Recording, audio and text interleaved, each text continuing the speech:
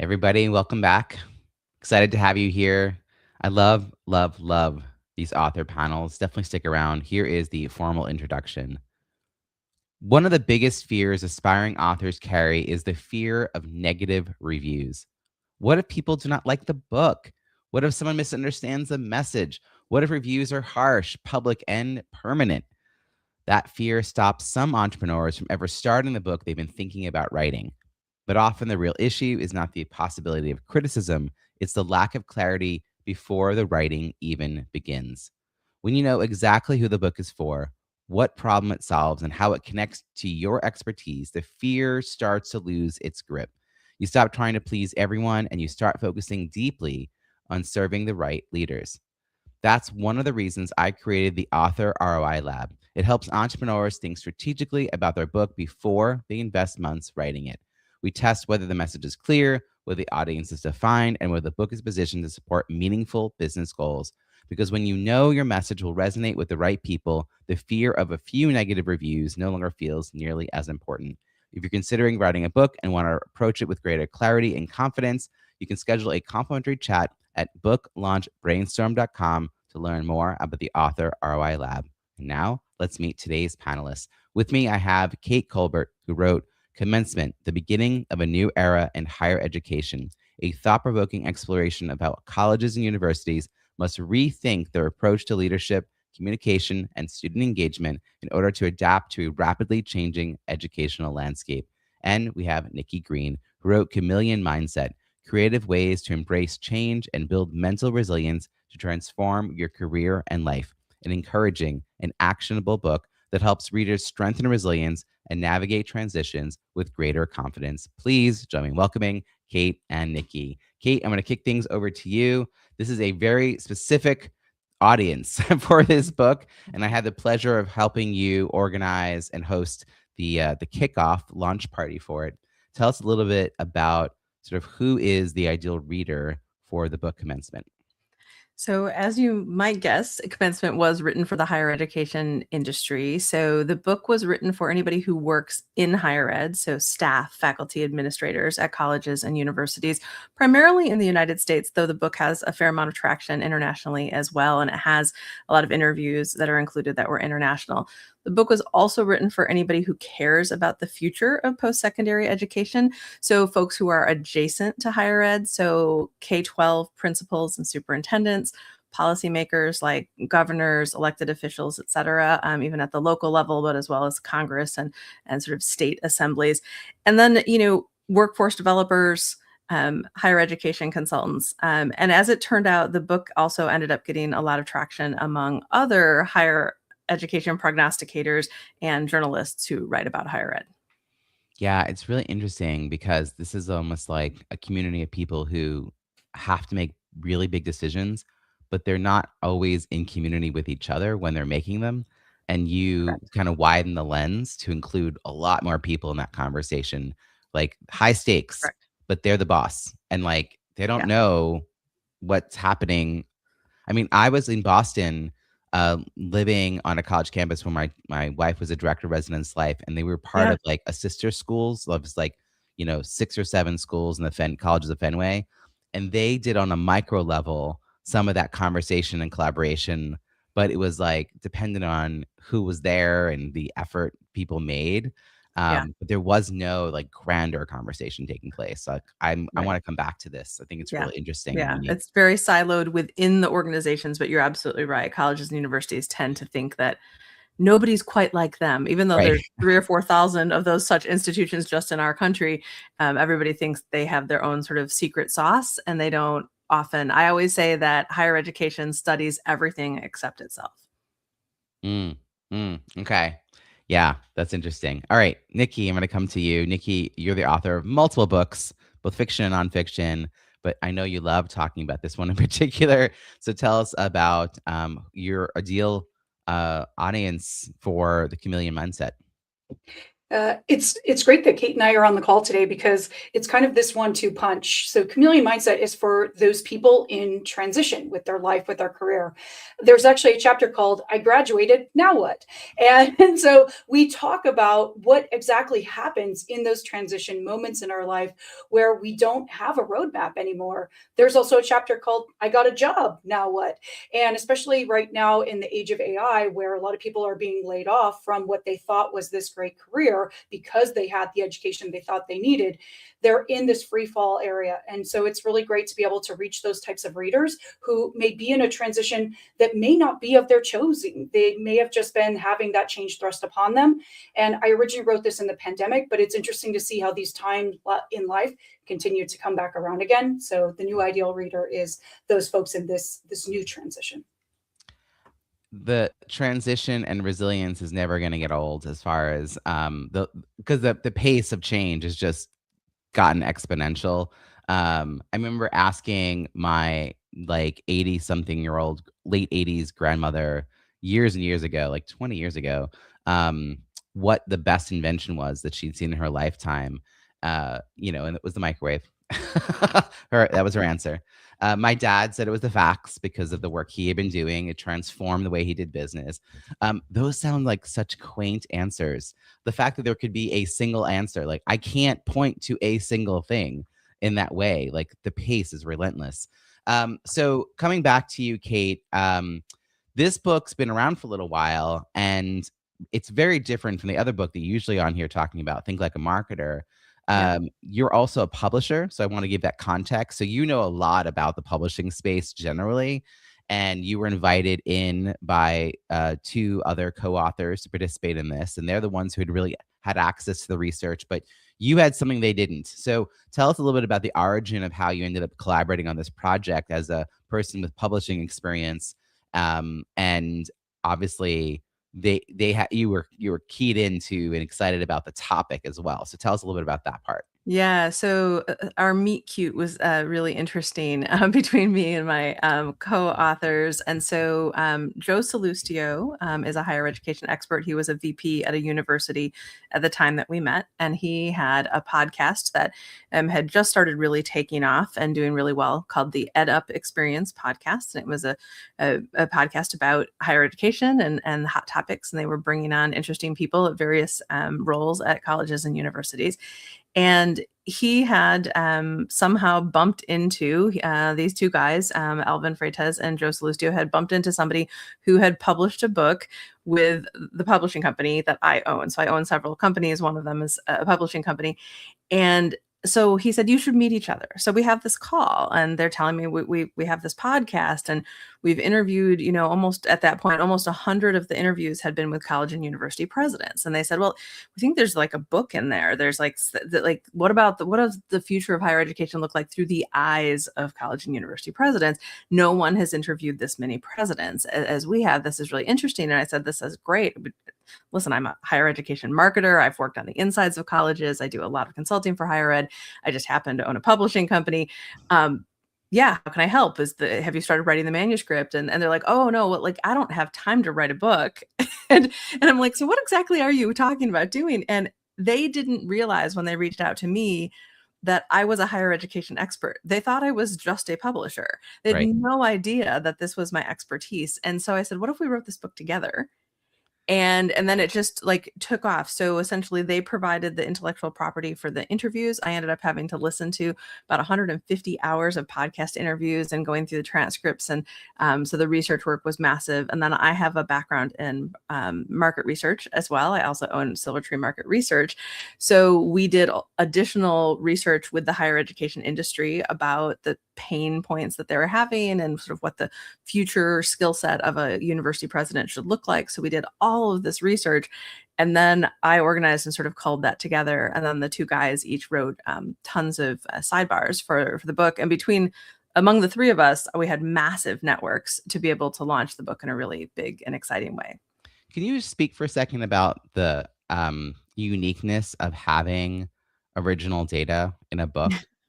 Because I think it really does stand out, in my mind at least. I think it's everything. So every single author that comes to us who's writing a nonfiction book, we talk to them about doing even a little bit of market research for their book. So first of all, you often have a sense of who your readership is, but do you really know what they want to know about your topic? Do you really know what they're struggling with, what their aspirations are, what their pain is? And if you don't know, it's our experience as researchers that 85% of the unknown is knowable if you will go ask, do a survey, do focus groups, do interviews, etc. So that's really important. Also, I can tell you the things that get me on stages and the things that get me featured in Forbes and the like the big stuff always comes down to the proprietary information, right? There will always be people who are going to write books on whatever topic you are writing a book on or have written a book on. But your stories are uniquely yours and your data is uniquely yours if you did the research. So, for example, when people say to me, but Kate, I mean, everything's fine at our school. I mean, I know we're small and the industry is contracting, and I can say 58% of all higher education leaders told us during our research that they believe their institution is in trouble. Yeah. Tell me that's not you, right? And so we were able to take a look at that, and our book actually has tons of infographics in it, and so my book binding is always broken, whichever one is not laying on my desk. I always break the binding right where I have all the infographics, because it's the thing that I have to hold up to a camera most often when I'm talking to someone. So yeah, proprietary research and a little market research goes a long way. I mean, even asking the right 6 questions on a survey can change the trajectory of your book. Yeah, I mean, I think I want to parse out this a little bit, and then Nikki, I want to have you weigh in. There's basic market research to make sure that there's an audience for the thing you want to talk about, and that they even know they have the problem. Like, that's my author ROI lab is solving that problem, because too many of the authors that I've met whose books are in the point of being formatted. So they're like, okay, Rob, I'm ready to talk about a launch. And then they'll talk for 12 minutes and not be able to tell me who their audience is in a way that I can help them go and connect with that. I'm not going to help you meet individuals. Like, who are the groups?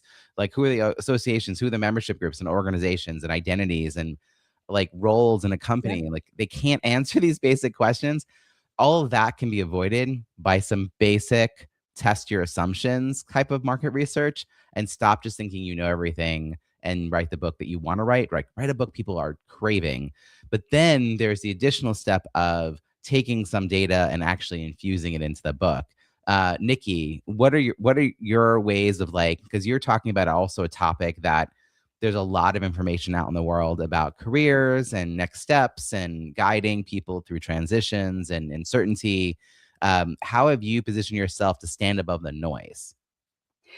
I'm a prolific reader. I read a lot. I usually finish like a book a day. And so what I've done with Chameleon Mindset is I took all of that reading that I love to do, which is actually quite eclectic. It's even taking science fiction references, pop culture references, and infusing that into the mindset that we're trying to teach people. And so that way it becomes a really fun read. My book has over 100 footnotes and references, and there's a whole bibliography behind the end if you want to go do that additional research. And sometimes people do, but it's funny that some people, maybe they've already read some of these books, and actually, we talk about a lot about how important it is to get reviews so the ideal reader gets this.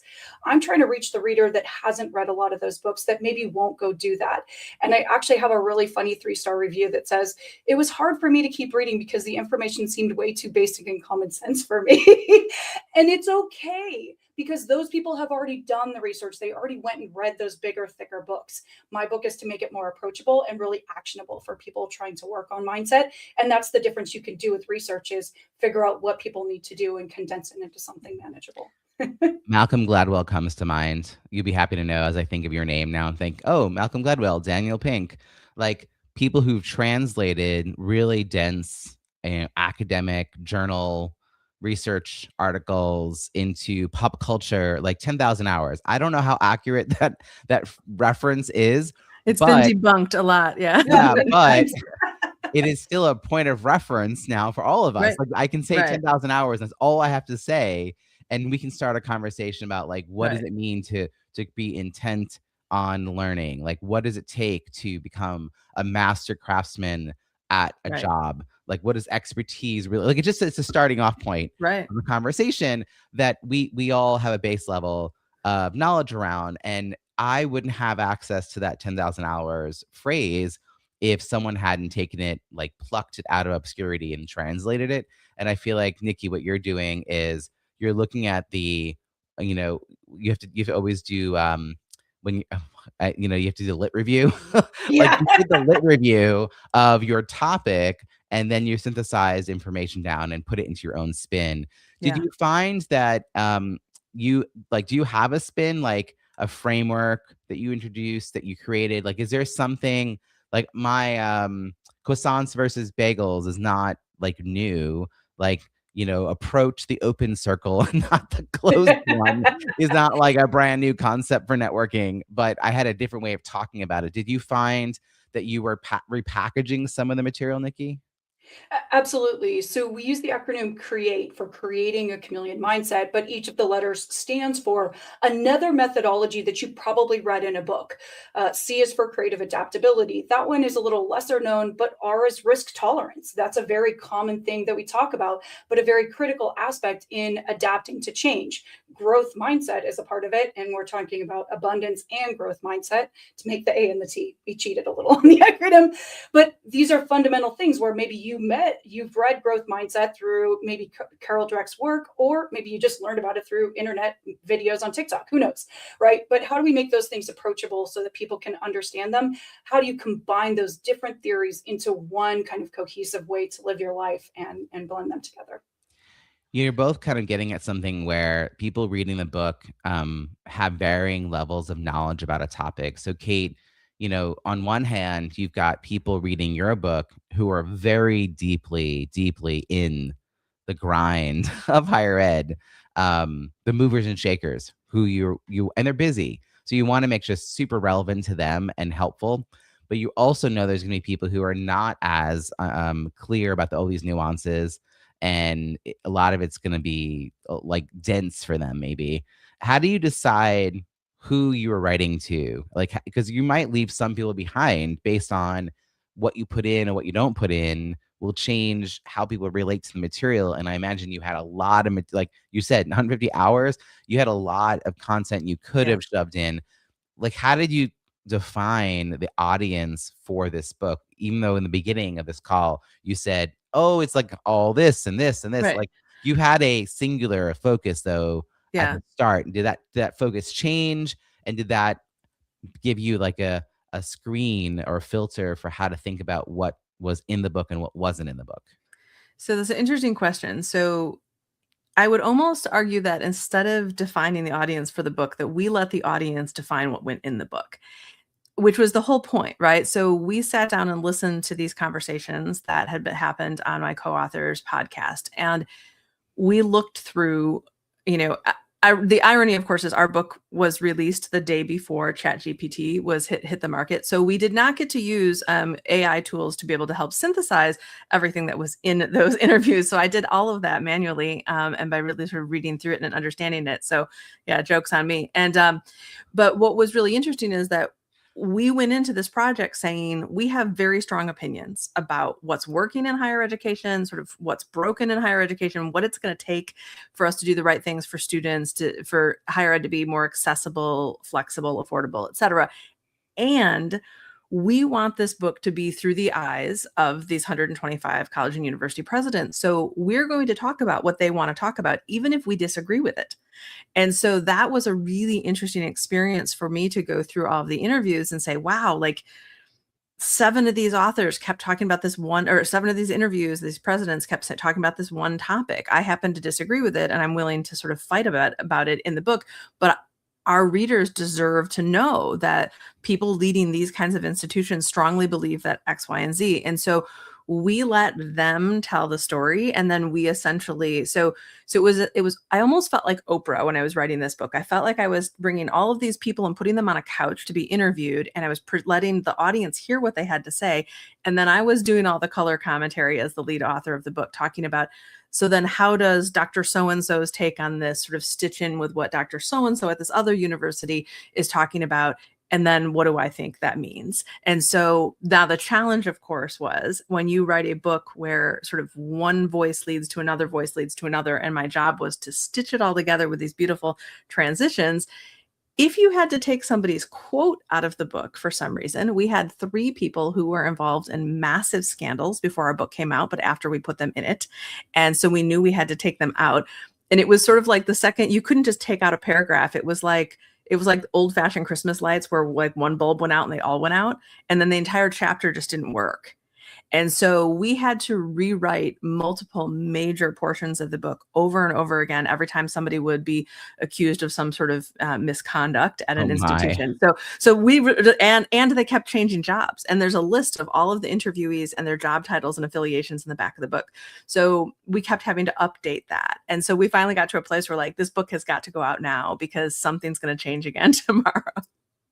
Wow. Okay. So part of I think why you were able to answer the question the way you did is because the data you were working with, the data set was enormous. Yeah. And it was at such a high level of the institutions.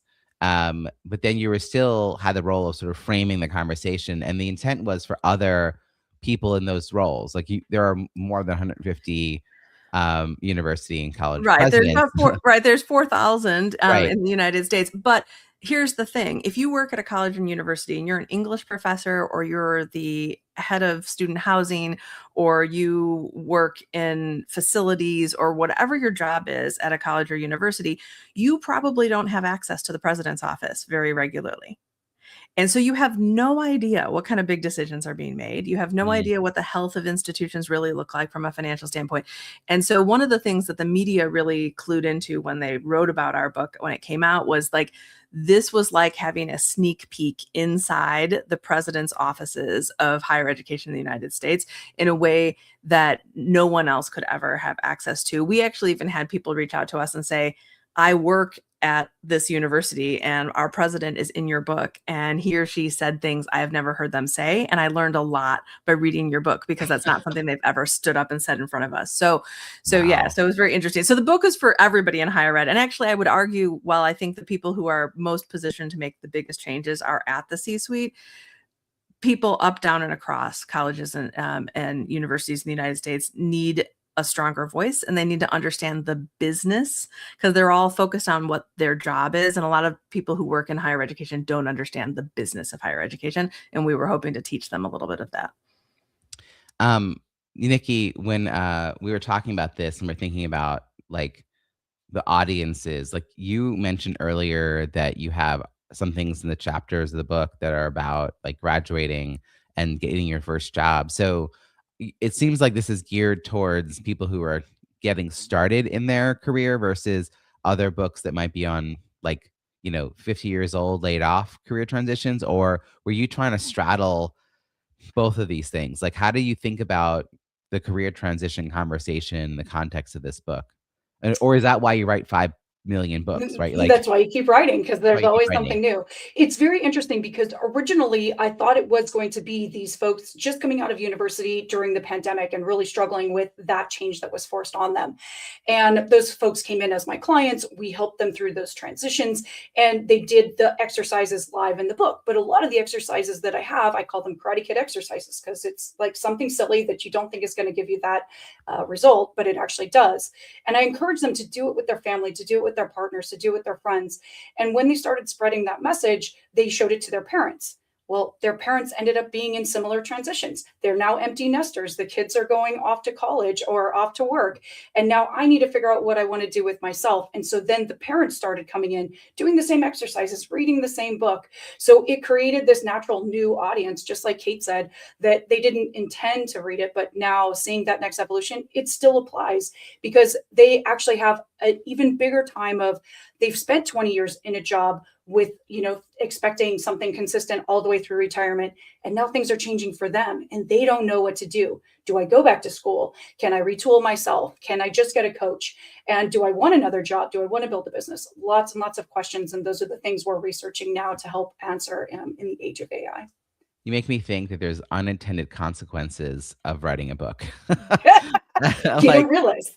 Yeah, I mean, yeah, book 1 begets book 2 and 3 and 4. But I want to go back to something Nikki said a minute ago that I think was really brilliant, and I think that other authors and would-be authors who are listening to this might really sort of appreciate, is that, you said, Nikki, something about the fact that you read dozens and dozens or hundreds of books in order to be able to write your book. And people are busy. And so one of the things that I do think that book readers are coming to authors for is that distillation. They want us to be a more human and thoughtful and expert sort of AI, right? Like they want us to be able to organize and tell them, here are the high points of all the things that people are saying about this topic. And here's my unique take on this. And here's how you can apply this to your life, your career, et cetera. And so they can go read your book and spend 6 hours, or my book and spend 8 hours, or whatever else, instead of spending hundreds of hours. And I think that that's really powerful. And I know when I'm shopping for a book and I'm buying a book, I love that, right? And for people who are going from, maybe they have a Substack or a blog and they've got tons of content out there, and they might say, well, why should I write a book? People probably read my content somewhere else, or they listen to my podcast. But what are the odds? This is the question we asked when we wrote Commencement. What are the odds that somebody really sat down and listened to all 125 of the president interviews on EdUp Experience podcast? Probably not. And they probably missed some of them. But we could write a book that told them the high points of what they've missed. And so I do think that a lot of times authors second guess themselves and say, do I really have that unique of a take on something? Or, am I just sort of reacting to what's happening in the marketplace in my area of expertise? And is that enough? And the answer is, if you are generous enough to take your hundreds of hours of research and your decades of your experience and expertise in what you do and distill that down into something that somebody can read in 10 hours or less, that is a gift to the marketplace. And yeah, please do it. People will appreciate it.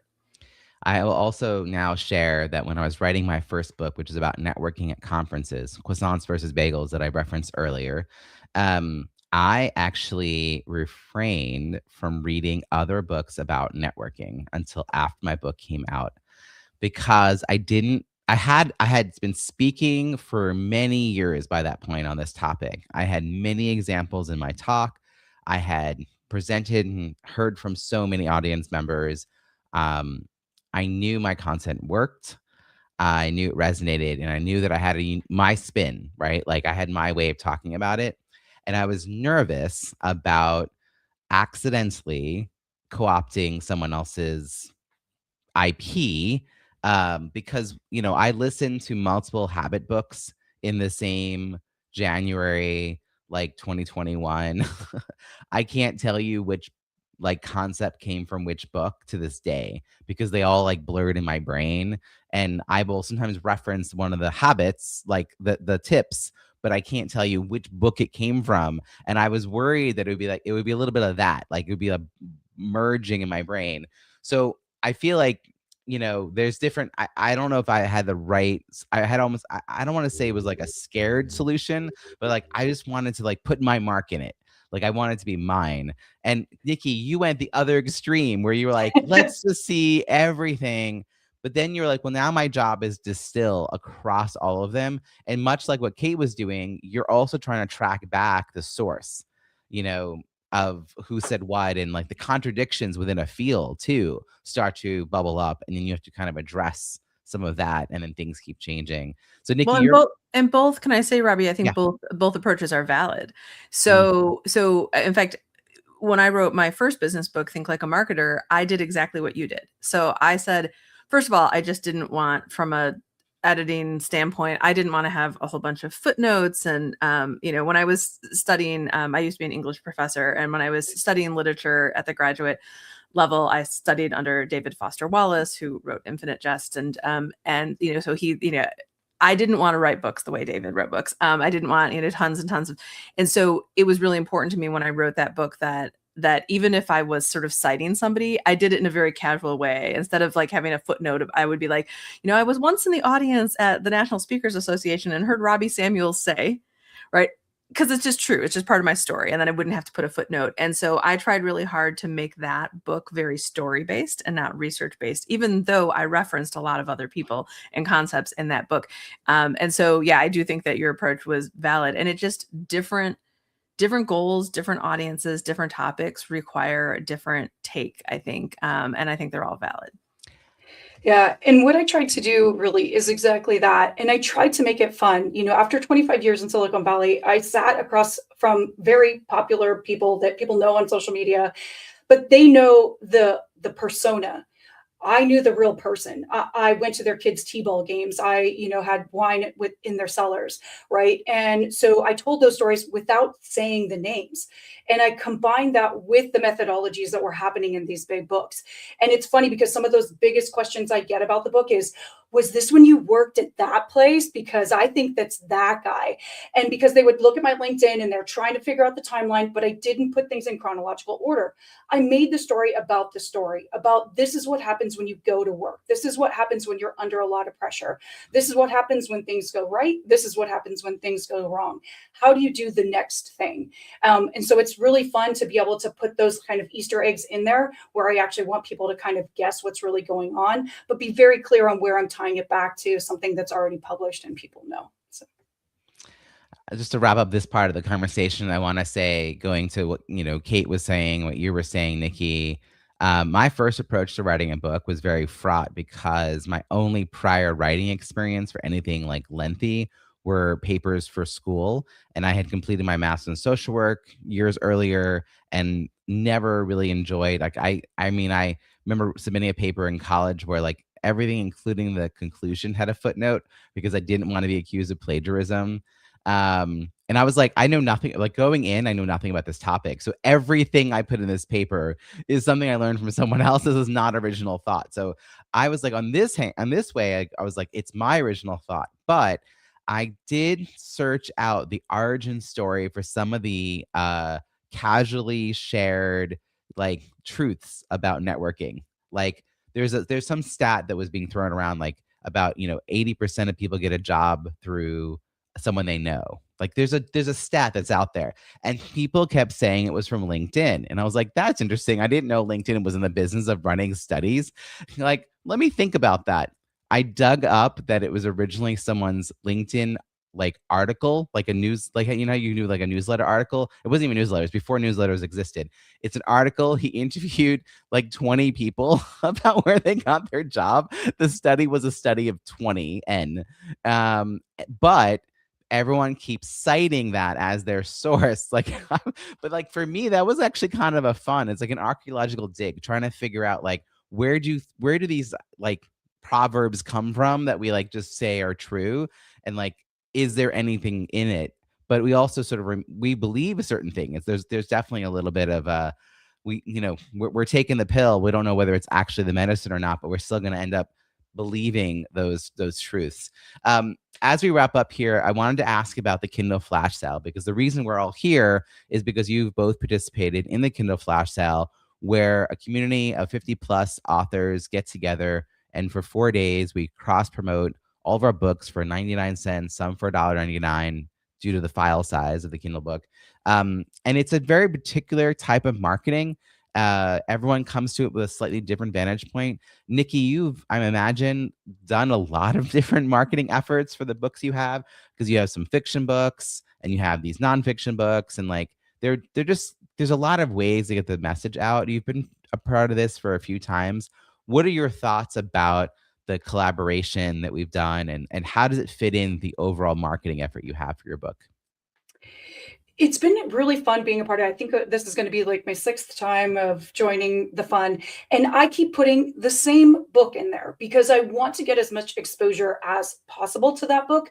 I talk about, Think and Grow Rich is over 100 years old. And that's kind of like one of those main mindset books. Why can't my book be 100 years old and still continue to get reviews and people listening and watching it, in all the different formats? Versus, my fiction books are more about like, how do you have some downtime? How do you just experience life and relax?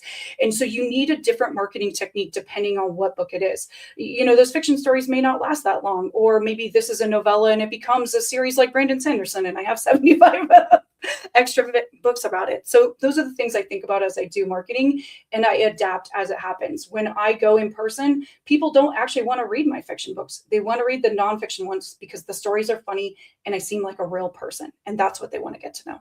Yeah, you're really good at weaving stories in. I mean, this is where people who have a fiction history of writing have a little bit of an advantage, I think, over those of us who have an academic background. Like the story part maybe becomes a little easier because it's something you're thinking about all the time. I had to definitely, I had to like go back in and add story. Like I wrote out how to's, and then I was like, I need a story to demonstrate this and like fill in all the stories after. So it's just a different approach. Kate, how you're a person who knows a ton about marketing. So how do you think about the Kindle Flash Sale, and what are some of the benefits you've seen from being part of it? Yeah, I mean, so like Nikki, I've participated in the flash sales that you've organized multiple times. I don't even know how many times I've done it, but it's always a blast, and I always have a slightly different experience, and I get to network with different people along the way. So interestingly, the book I always put in the flash sale is my first business book, Think Like a Marketer: How a Shift in Mindset Can Change Everything for Your Business. And there are 2 chapters in that book that actually make the argument for why the Kindle flash sale is a good thing to do. So I have a chapter called Be Known and Be Seen, and I have a chapter called Toot Your Own Horn. And it really is about sort of showing up to the right sort of networking opportunities and defining that in different ways and making sure that people are stumbling across you. Case in point for why this is important. Just literally 30 seconds ago, my phone, which is laying on my desk, lit up. And it was a client of mine who I haven't heard from in a long time that says, I caught a bit of your live stream today on LinkedIn. So this conversation we're having right now is being streamed while we're recording it on LinkedIn. And a client who I haven't heard from in a while just sent me a message, right? So he saw me and it triggered something he wanted to talk to you about. For me, when I do the flash sales, it gives life to a book that's been out there for a while, but has evergreen lessons, and that nobody's looking at the copyright page to be like, is this book 2 months old or 3 years old or 8 years old? Nobody cares. If it's helping them and it's inspiring them or entertaining them, they want to read it. And so it always gives me an interesting sort of lift in awareness about my books. It helps me because I write on different topics, because I write about marketing sort of for all industries, but I also write about higher education and other topics. And then I run a medical nonprofit. I have people in my life who only know me for one of those thirds, right? They're like, oh, but Kate's a marketing PR person. Oh, Kate's a higher education person. Kate runs this charity for people with Ehlers-Danlos syndrome. And when they see something out there about one of those other pieces of my life, it expands their knowledge of me, and it can deepen relationships, which I find really meaningful. Also, I happen to be working on second editions of my books. And when you see people paying attention to your first edition, it gets you excited about your second edition. It also makes you a little bit uncomfortable when you're like, oh God, like I wrote that 8 years ago, and this was pre-pandemic. Like, is there something I should, say differently now? And it sort of lights a fire under your sort of own feet in order to be able to get you kind of moving forward. So for me, it always, participating in the Kindle Flash Sales reminds me why I write in the first place. It reminds me that being an author is an important part of my identity, not just something I do, but someone I am. And it reminds me that nothing good comes until you do the marketing. You have to be out there. You have to be known. You have to be seen. You've got to turn on the camera. You have to have these conversations. You have to put your book on sale every now and then. You have to do the marketing. And it just so happens that a high tide floats all boats. So I love that the flash sale is not about individual authors figuring out how to do something interesting with their marketing. It's about dozens of authors coming together to figure out how to help one another and celebrate one another. And that happens to help the individuals too. I will say the author support of each other has far exceeded and continues to far exceed like my wildest expectations of what this was going to be. And you two longstanding participants in this have seen that evolution. I feel like it was initially I'm going to give you my information, Robbie, and then you're going to do a thing for me. And now so many people who've been part of it are like, well, this is the third or fourth or eighth time I'm going to do it. I'm going to do it a little differently this time. I'm going to add on this extra level of outreach or visibility, or try my own hand at making graphics, or I'm going to do a different kind of publicity or promotion. I love the experimentation. I just sent out an email this morning with like some data points from our debrief meeting, and one of the authors like just stopped and recorded for me a video testimonial to use After seeing all that, it was like, oh my God, you give me so much data. I have to like write about how that data and experimentation is helping me fine tune my own marketing year round, because I don't usually pay attention. I don't usually notice what clicks are happening or not happening, and whether certain types of formats are working or not working, and things change. Like suddenly video was everything. So Nikki, any final thoughts on this topic now that Kate and I have chimed in? No, I think it's the community is so important. I'm Yeah. very fortunate that here in Chicago, I belong to a group of writers. And so we meet pretty much weekly to talk about writing and to improve our craft. But most of them are fiction writers. So the thing I love about being a part of the Kindle sale is I can now meet more nonfiction authors. And not only do we support each other through the book portion of our business, but there's a lot of correlations to the rest of our business as well. And so we've done a lot of other collaborations outside of this, which continue to help us all grow, not just in book sales and reviews, but all the other pieces too. Amazing. For folks who are listening, you can always go to kindleflashsale.com. If it happens to be during a campaign, you will see an amazing list of books. Otherwise, you will see the opportunity to either join a wait list or join the next Kindle Flash Sale, depending on when you're going to that link, kindleflashsale.com. As we wrap up here, any advice? So, Kate, I'm going to come back to you. Advice you give someone who's writing a book to help them grow their business. I ask this question every single time because there's always new things to share. And people listening in often are thinking about writing their own book. So what is something you'd suggest for them? Yeah, I mean, I would say don't just jump into the writing, do the pre-writing. And so I always encourage authors to sit down with a blank sheet of paper or a blank Word document and ask yourself the kinds of questions that if you were going to, so whether you're going to be pitching your book to a traditional publisher or working with a collaborative publisher, or you're going to be self-publishing, imagine you're still want to write a really good book proposal, and ask yourself the questions and do kind of a free writing exercise and ask yourself, what is the purpose of this book? Who is it for? What's it going to accomplish? How is it going to serve my business? Answer those questions really clearly. Then ask yourself, what is the thesis of my book? What is my unique argument that I am making that I want people to believe and buy into if they read this book? Ask yourself, who is my target reader, and get really deep on that, and who are sort of ancillary groups of readers. Spend some time brainstorming on what are all the different possible title and subtitle combinations for this book, and why would different titles and subtitle combinations attract different readers, and which one serves you best. And then I like to sort of sit down and make a list of what are we talked about how we all have a unique approach to a topic. I like, when I'm working on a book, to sit down and just with bullet points, just a keywords, what are my top signature stories, right? So we all have signature stories in our lives and our careers. That time that you had that big blow up with your boss and you said that thing that got you fired, or, or that weird, like I have a weird personal story where in the middle of a snowstorm, I was going out to get the mail, and I didn't know that the little manhole cover over the water main shut off had been knocked off by the snowplow, and there was a hole in the street, and I stepped in it, and I my entire leg went into the street. So I was stuck in a manhole cover up to my hip in the middle of a snowstorm, and I didn't have a phone, and nobody could help me.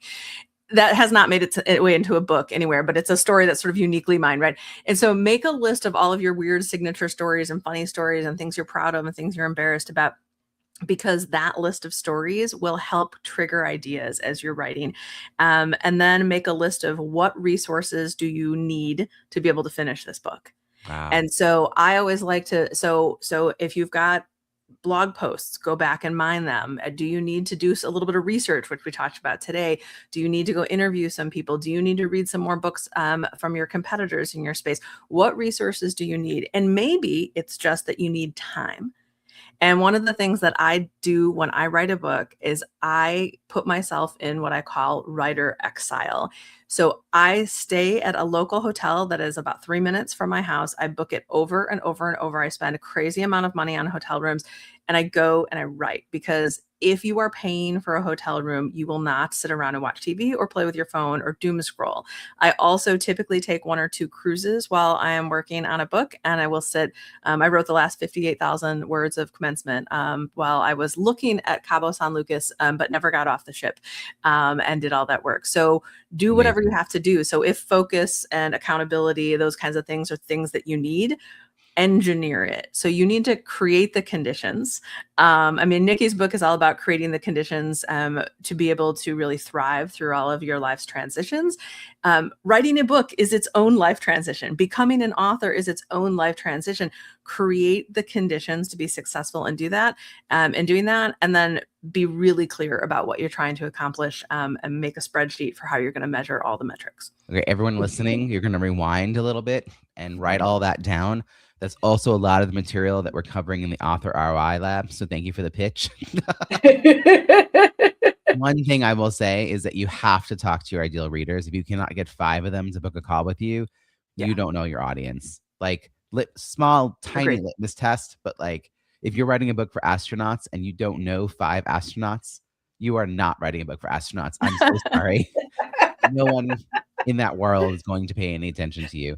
Nikki, advice you would share for folks who are writing a book to help them grow their business? Well, last time we talked about how I'm an avid endurance athlete and also coach. And we talked about writing a book as a triathlon. And last time we said, well, writing is the swim and try not to drown in the emotion, which was definitely a good tidbit there. But what I want to say, since we're kind of focusing on the marketing today, is the marketing is the run. It's you think you're done and you get off the bike and you hit the ground. And now you actually have to get moving, really moving. And so in order to get to that finish line, the marketing has to be done. No matter how hot it is, if it's raining, if you're stuck in a pothole in the snow, all of it has to keep moving forward.